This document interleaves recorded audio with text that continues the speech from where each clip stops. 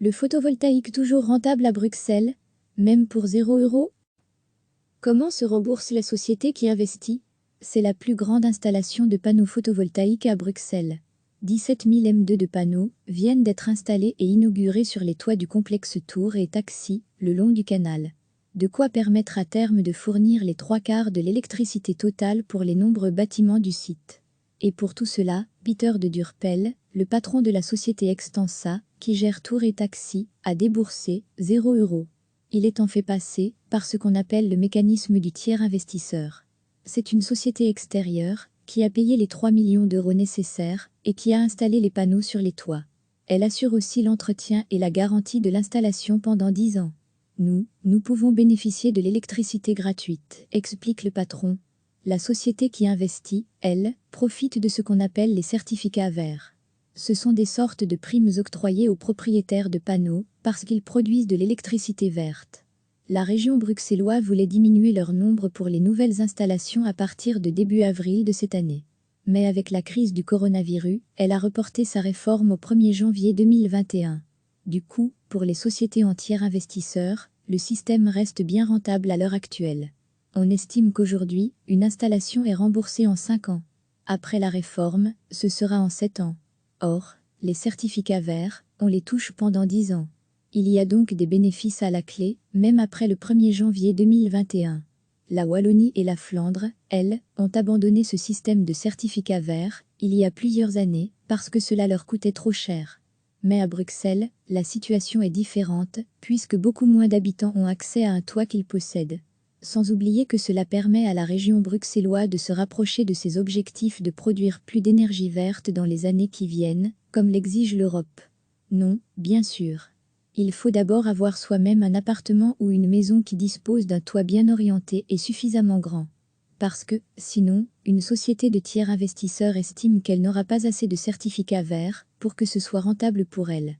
Cette année, on peut encore aller jusqu'à un minimum de 8 panneaux, explique Megan Richil, de la société Energy Vision.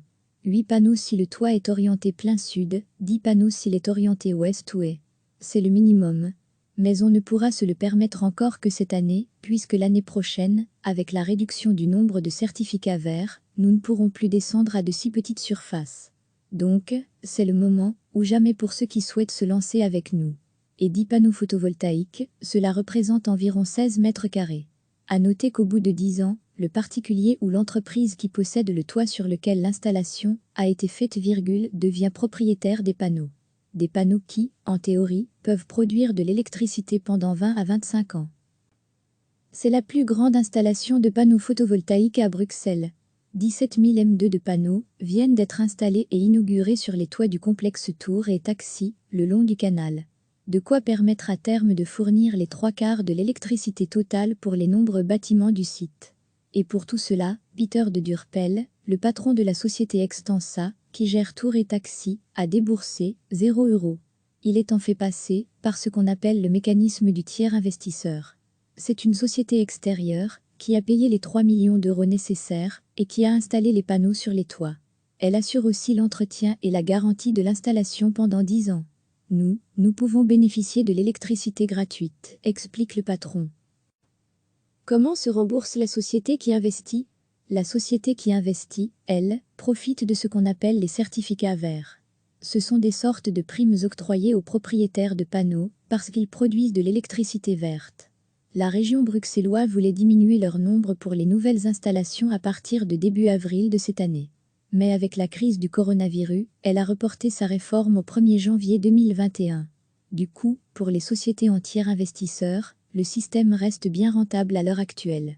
On estime qu'aujourd'hui, une installation est remboursée en 5 ans. Après la réforme, ce sera en 7 ans.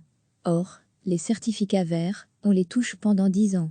Il y a donc des bénéfices à la clé, même après le 1er janvier 2021. La Wallonie et la Flandre, elles, ont abandonné ce système de certificats verts il y a plusieurs années parce que cela leur coûtait trop cher. Mais à Bruxelles, la situation est différente puisque beaucoup moins d'habitants ont accès à un toit qu'ils possèdent. Sans oublier que cela permet à la région bruxelloise de se rapprocher de ses objectifs de produire plus d'énergie verte dans les années qui viennent, comme l'exige l'Europe. Et tous les Bruxellois peuvent faire appel à ces tiers investisseurs qui paient tout? Non, bien sûr.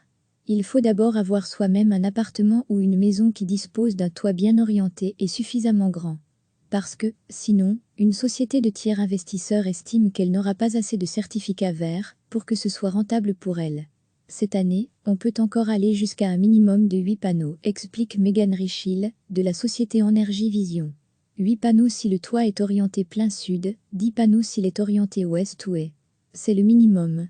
Mais on ne pourra se le permettre encore que cette année, puisque l'année prochaine, avec la réduction du nombre de certificats verts, nous ne pourrons plus descendre à de si petites surfaces. Donc, c'est le moment, ou jamais pour ceux qui souhaitent se lancer avec nous. Et 10 panneaux photovoltaïques, cela représente environ 16 mètres carrés. À noter qu'au bout de 10 ans, le particulier ou l'entreprise qui possède le toit sur lequel l'installation a été faite, devient propriétaire des panneaux. Des panneaux qui, en théorie, peuvent produire de l'électricité pendant 20 à 25 ans. Cliquez sur s'abonner pour recevoir les dernières nouvelles.